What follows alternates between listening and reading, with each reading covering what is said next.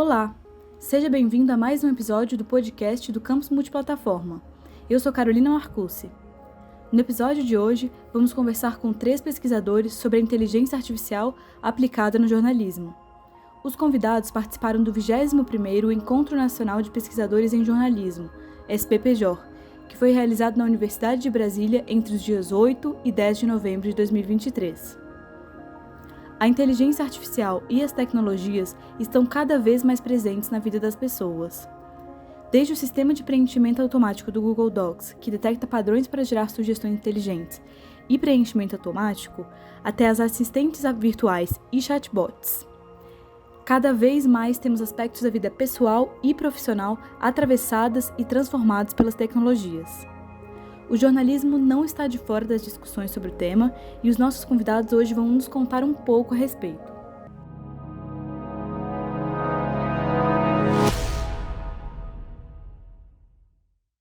O primeiro é Marcelo Barcelos, que é professor universitário há 13 anos. É pesquisador de jornalismo e estudos do futuro e é associado à rede de pesquisa aplicada Jornalismo e Tecnologias Digitais, JORTEC. Professor, há quanto tempo tem sido realizado o uso da inteligência artificial no jornalismo? Então, o jornalismo se apropriou de algumas ferramentas de IA, né? Não faz muito tempo, mas tem tido experimentos. Né? Não há como negar também que foi com a explosão do ChatGPT, que assim como muitas outras áreas, né, que começaram a utilizar o ChatGPT, recebe comandos para a produção de linguagem natural, ou seja, de linguagem textual, né, de uma compreensão que nós não havíamos experimentado ainda, né? Nós já tivemos outros experimentos, né, há cerca de 15 anos, aí pelo menos 15 anos que a inteligência artificial já é objeto de experimentação por parte do jornalismo, mas nunca havíamos refinado, né, seja pelo uso, né, de uma ferramenta que nos dá uma leitura mais clara de um cruzamento de informações que seria praticamente impossível a gente fazer dentro de um determinado período a olho nu, né? Então, cruzar tabelas, encontrar padrões fora de uma série histórica, por exemplo, indicar elementos que trazem alguma incoerência, né? A gente viu isso com a Rose, que foi aquela robô brasileira que funcionou, né, a partir de uma iniciativa especialmente focada em atuar na transparência do serviço público. Se você dá uma pesquisadinha, a Rose, ela averiguava, junto com a ajuda dos cidadãos, a prestação de contas de alguns políticos, né? Então, assim, ela encontrava dentro de 50, 100 notas, por exemplo, um almoço lá de R$4.000, né?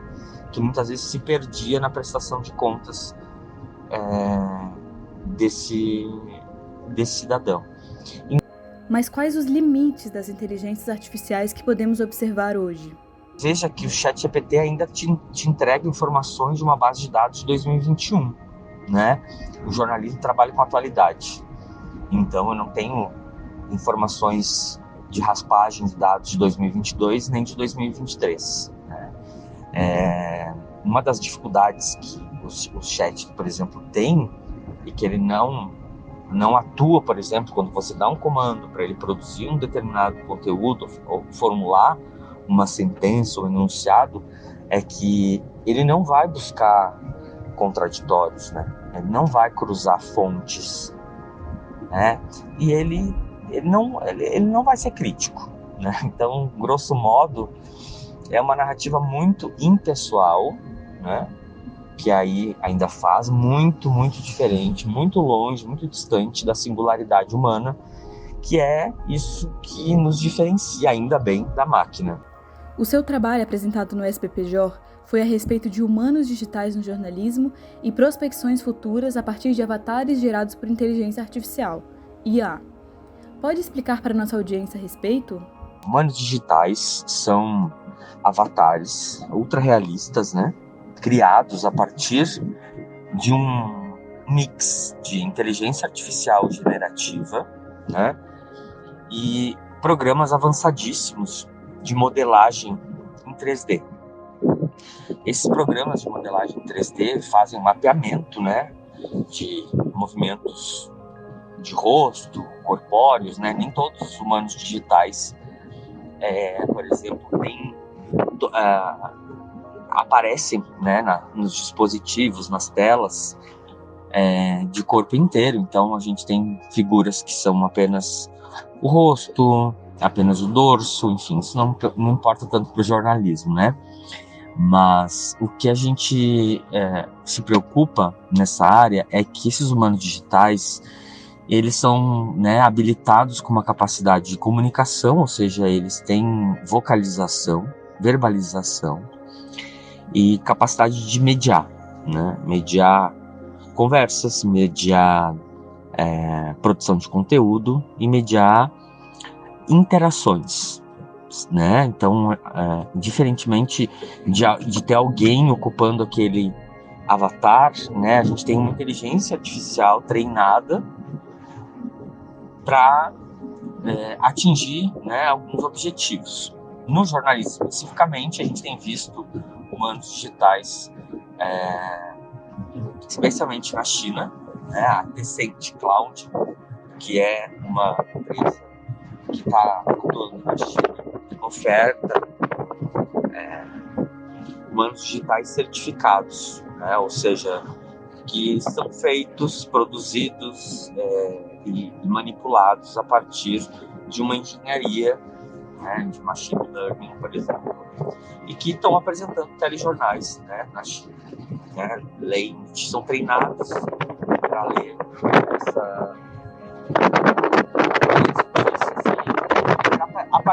aparecer para o público como se fossem, de fato, âncoras de TV, por exemplo. Então, a gente ainda não tem no Brasil essas figuras, né? Por isso, obviamente, é uma prospecção de futuro, né? A gente não imagina que isso também vai chegar em larga escala, mas de qualquer forma isso traz algum tipo de impacto, né, para o jornalismo, seja para a questão laboral, para a questão da precarização, né? Porque a gente está falando de um avatar que assume uma função que é prioritariamente de um jornalista, né? De um âncora, etc.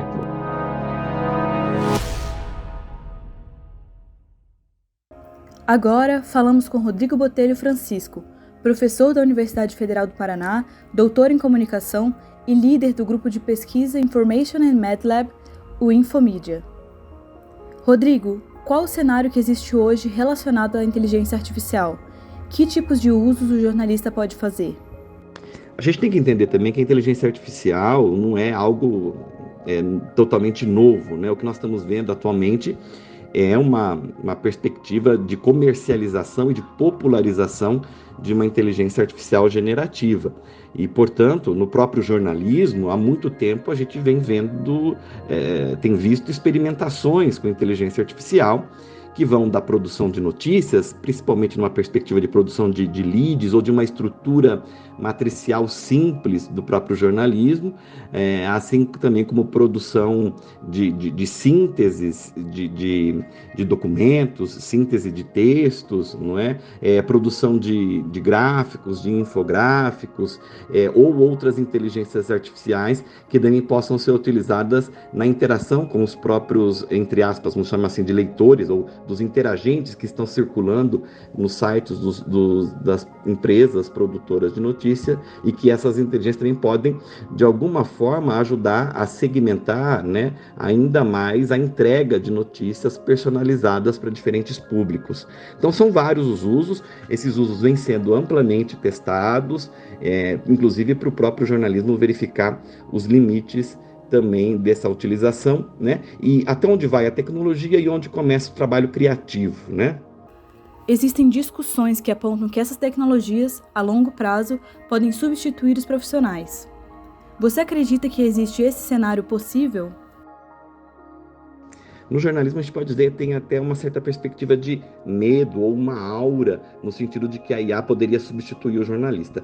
Com certeza, a gente deve duvidar disso, né? Mesmo porque o trabalho do jornalismo, ele envolve uma apuração, ele envolve um pensamento sobre o valor notícia, o que é notícia, e tem várias questões que são subjetivas, por um lado, e que precisam de um profissional humano avaliando, para, por exemplo, determinar o que é notícia e o que não é notícia, e que, por outro lado, também tem um espaço criativo do que é próprio do jornalismo enquanto produtor de conteúdo.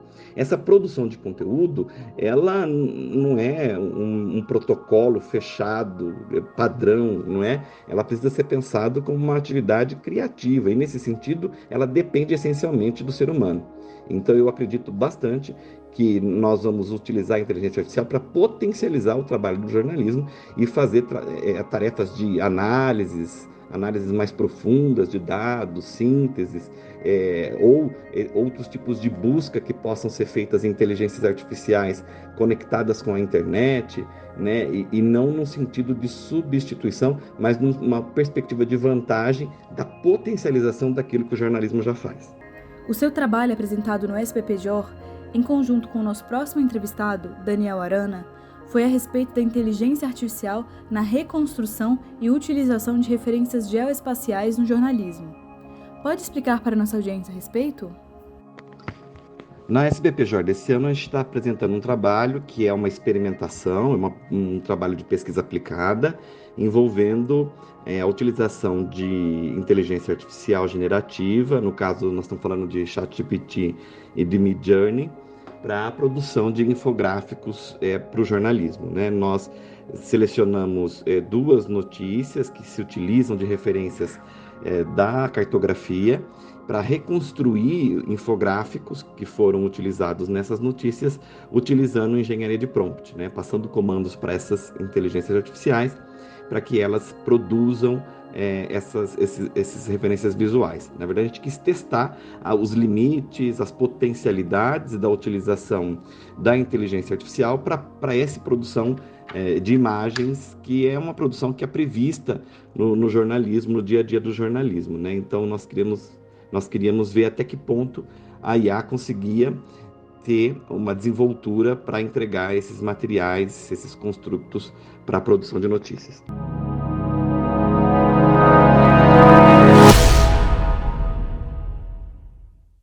Daniel Arana é professor adjunto da Universidade Federal do Paraná, a UFPR.